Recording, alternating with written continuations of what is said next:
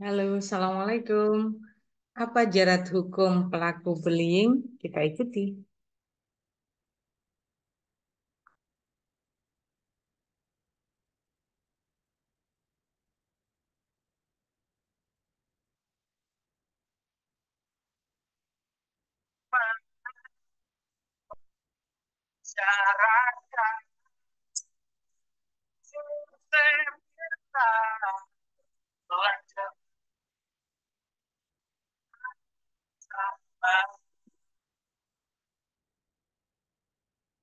Assalamualaikum warahmatullahi wabarakatuh. Sobat pelatihan, apa kabar?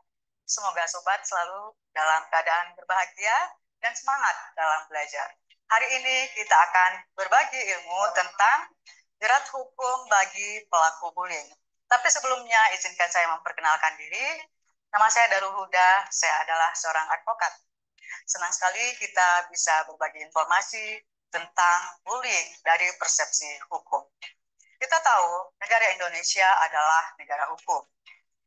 Hal ini tertuang dalam Undang-Undang Dasar Negara Republik Indonesia tahun 1945, pasal 1 ayat 3 amandemen keempat yang berbunyi, negara Indonesia adalah negara hukum. Hal ini bermakna bahwa kita sebagai warga negara wajib melaksanakan semua peraturan hukum yang berlaku di Indonesia. Di sisi lain, negara juga wajib hadir untuk memenuhi hak-hak warga negara Indonesia. Dan tidak kalah penting, secara horizontal hubungan kita dengan sesama warga negara harus saling menghormati hak dan kewajiban masing-masing.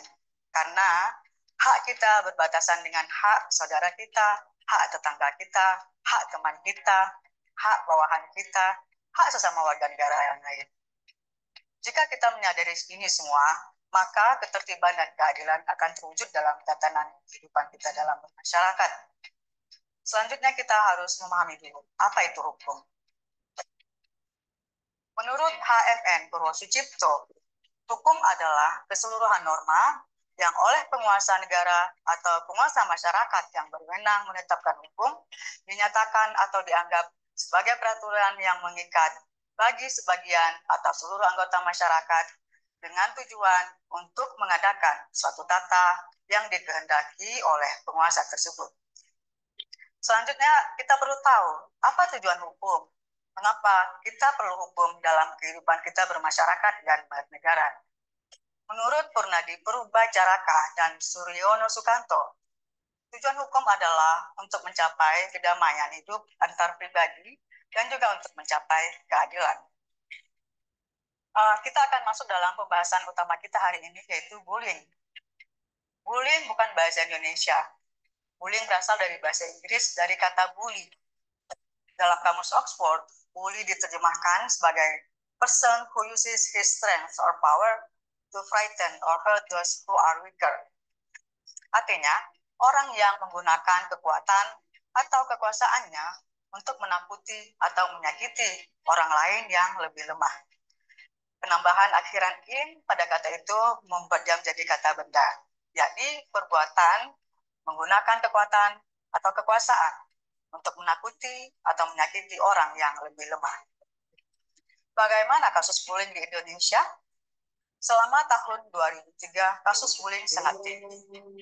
Dari data Komisi Perlindungan Anak Indonesia, tercatat sebanyak 2.355 pelanggaran terhadap perlindungan anak yang masuk dalam laporan KPAI 3 Agustus 2023.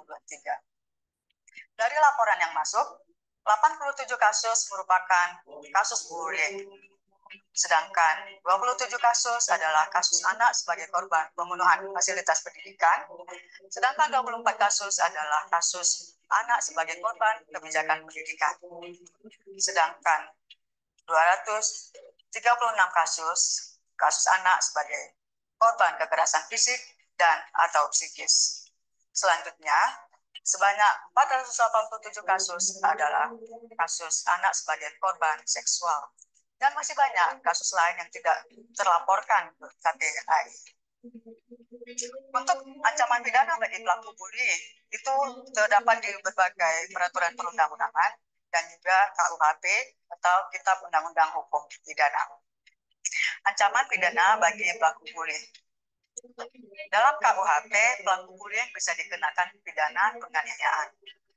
Pidana penganiayaan dalam KUHP bisa berbentuk penganiayaan ringan, penganiayaan biasa, dan penganiayaan berencana. Dalam pasal 351 KUHP, ayat 1 disebutkan, penganiayaan diancam dengan pidana penjara paling lama 2 tahun 8 bulan atau denda sebanyak-banyaknya Rp4.500. Hal ini masuk dalam kategori penganiayaan biasa. Jika kita melihat ancaman pidana ini sangatlah rendah, ada peluang seseorang mungkin menurut kita akan divonis oleh hakim dengan denda sebesar Rp4.500. Tapi dalam praktis hukum tidak demikian. Hakim tidak mungkin memvonis pelaku penganiayaan dengan denda Rp4.500. Yang lebih memungkinkan, hakim adalah mengambil opsi memvonis pelaku penganiayaan dengan penjara paling lama 2 tahun 8 bulan. Hal ini dilakukan adalah untuk menimbulkan efek jerah terhadap pelaku penganiayaan. Jadi jangan salah sangka dengan undang-undang yang dalam praktis itu tidak biasanya seperti yang kita bayangkan. Akan ada hal-hal yang berbeda ketika hukum itu dipraktekkan dalam ruang peradilan. Karena hakim akan lebih tahu apa vonis yang lebih pas untuk seorang yang melakukan tindak pidana.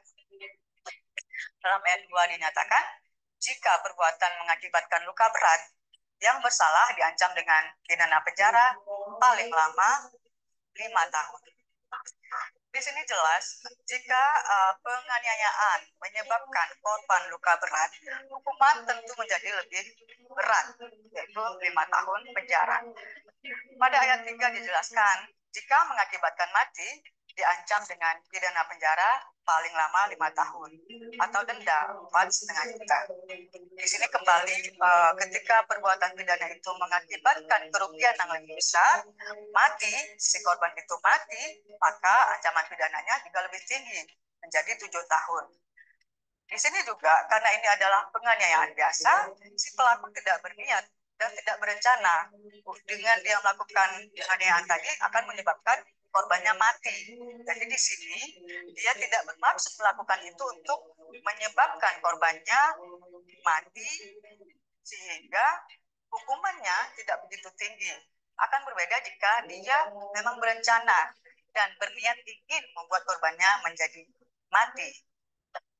Pada pasal 352 KUHP, ini adalah tentang penganiayaan ringan. Pada ayat 1 disebutkan bahwa penganiayaan yang tidak mengakibatkan sakit atau halangan untuk melakukan pekerjaan, jabatan, atau pencarian diancam sebagai penganiayaan ringan dengan pidana penjara paling lama 3 bulan atau denda paling banyak Rp4.500.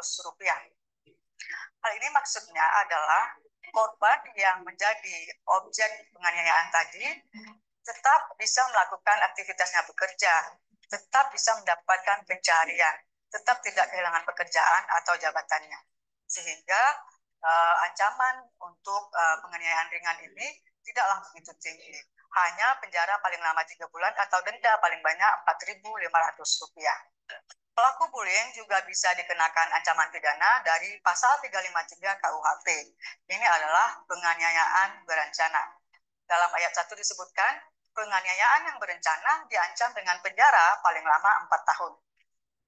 Ini maksudnya adalah seorang pelaku penganiayaan benar-benar melakukan rencana ketika dia hendak melakukan penganiayaan, bukan sesuatu yang dilakukan tanpa niat. Pada ayat 2 disebutkan, jika mengakibatkan luka-luka berat, pelaku dipidana penjara paling lama 7 tahun.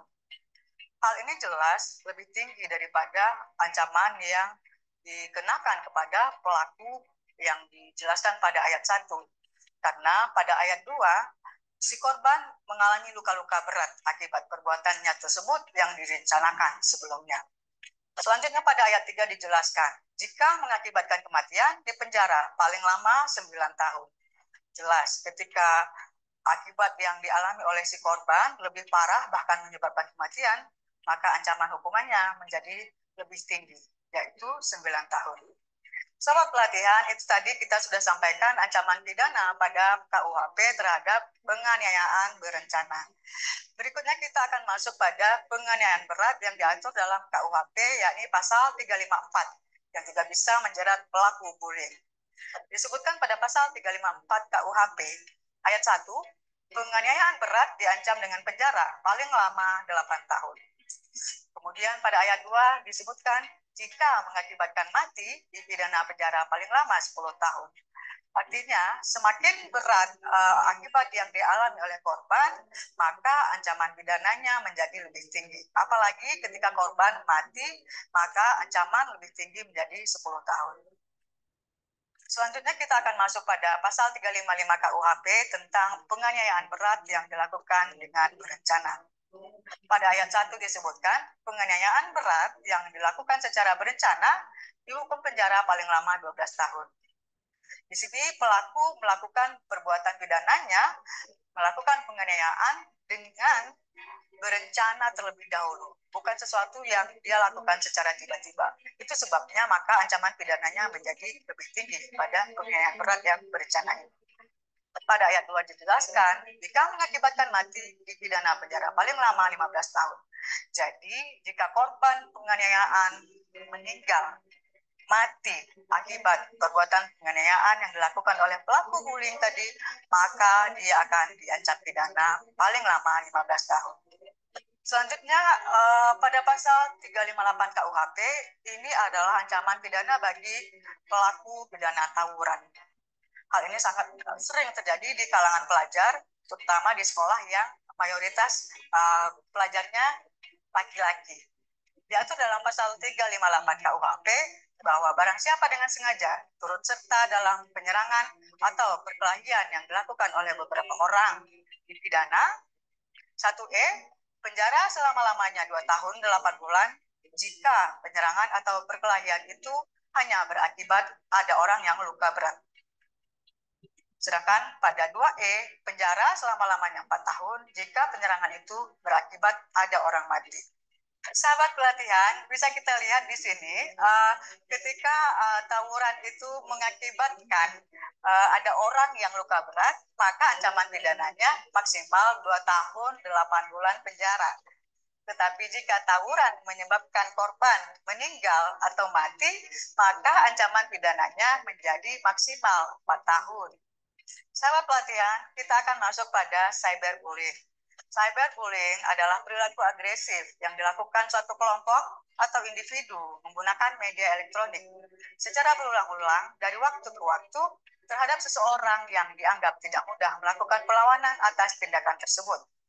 Jadi terdapat perbedaan kekuasaan antara pelaku dan korban. Perbedaan kekuatan dalam hal ini merujuk pada sebuah persepsi kapasitas fisik dan mental. Sobat pelatihan, bullying bisa mempunyai berbagai bentuk dan sarana. Sebagian kita mungkin sering menggunakan sarana cyber untuk melakukan bullying atau media elektronik yang kita sebut dengan dunia maya. Sobat pelatihan, jika kita melakukan bullying di dunia maya atau cyberbullying, itu tidak terlepas dari jerat hukum. Kita memiliki Undang-Undang Nomor 19 Tahun 2016 tentang perubahan atas Undang-Undang Nomor 11 Tahun 2008 tentang informasi dan transaksi elektronik yang kita kenal dengan Undang-Undang ITE yang mengatur bagaimana kita harus menggunakan media sosial dengan sangat baik, menggunakan media elektronik dengan cara yang benar. Jika kita melanggar aturan-aturan yang ditetapkan dalam undang-undang ini, maka ancaman pidana akan menanti kita. Pada pasal 45 ayat 3 Undang-Undang ITE, itu dijelaskan, jika kita melakukan penghinaan dan atau pencemaran nama baik, itu diancam pidana penjara paling lama 4 tahun dan atau denda paling banyak 750 juta rupiah. Itu jika kita melakukan pencemaran nama baik secara sengaja gunakan media elektronik. Ancaman pidana di dunia maya juga berlaku jika kita melakukan pemerasan atau pengancaman yang dengan sengaja kita lakukan dengan menggunakan sarana media elektronik. Ancaman bagi kita atau siapapun yang melakukan pemerasan atau pengancaman dengan sengaja adalah dipidana penjara paling lama 6 tahun dan atau denda paling banyak 1 miliar rupiah. Sobat pelatihan, ada baiknya jika kita bijak menggunakan media sosial dan jari kita agar kita terlepas dari jerat hukum dan tidak menimbulkan kerugian bagi orang lain. Sobat pelatihan, pelaku bullying juga bisa diancam pidana dengan Undang-Undang Nomor 35 Tahun 2014 tentang perubahan Undang-Undang Nomor 23 Tahun 2002 tentang perlindungan anak. Ancaman pidana bagi pelaku bullying dalam Undang-Undang Perlindungan Anak diatur dalam pasal 81. Setiap orang yang melanggar ketentuan sebagaimana dimaksud dengan pasal 76D, yakni setiap orang dilarang melakukan kekerasan atau ancaman kekerasan, memaksa anak, melakukan persetubuhan dengannya atau dengan orang lain, dipidana dengan pidana penjara paling singkat 5 tahun dan paling lama 15 tahun, dan denda paling banyak 5 miliar rupiah.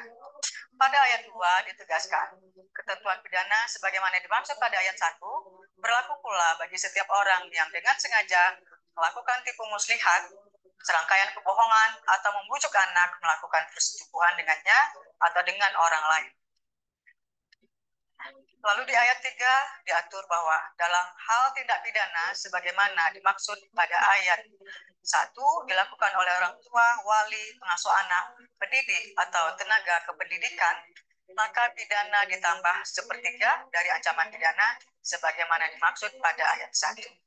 Selanjutnya, pasal 82 dalam ayat 1 disebutkan, setiap orang yang melanggar ketentuan sebagaimana dimaksud dalam pasal 76E, yakni melakukan kekerasan atau ancaman kekerasan, memaksa, melakukan tipu muslihat, melakukan serangkaian kebohongan atau membujuk anak untuk melakukan atau membiarkan dilakukan perbuatan cabul, dipidana dengan pidana penjara paling singkat 5 tahun dan paling lama 15 tahun, dan denda paling banyak 5 miliar rupiah. Sedangkan pada ayat 2 dijelaskan bahwa dalam hal tindak pidana sebagaimana dimaksud pada ayat 1 dilakukan oleh orang tua, wali, pengasuh anak, pendidik, atau tenaga kependidikan, maka pidananya ditambah sepertiga dari ancaman pidana sebagaimana dimaksud pada ayat 1. Maka para orang tua, para pendidik, para guru, sebaiknya kita lebih mawas diri karena jika kita yang melakukan perbuatan pidana dalam Undang-Undang Perlindungan Anak, maka ancaman pidananya ditambah sepertiga dari yang seharusnya. Demikian materi yang bisa kita sampaikan pada hari ini. Semoga kita selalu semangat. Sampai bertemu. Terima kasih. Wassalamualaikum warahmatullahi wabarakatuh.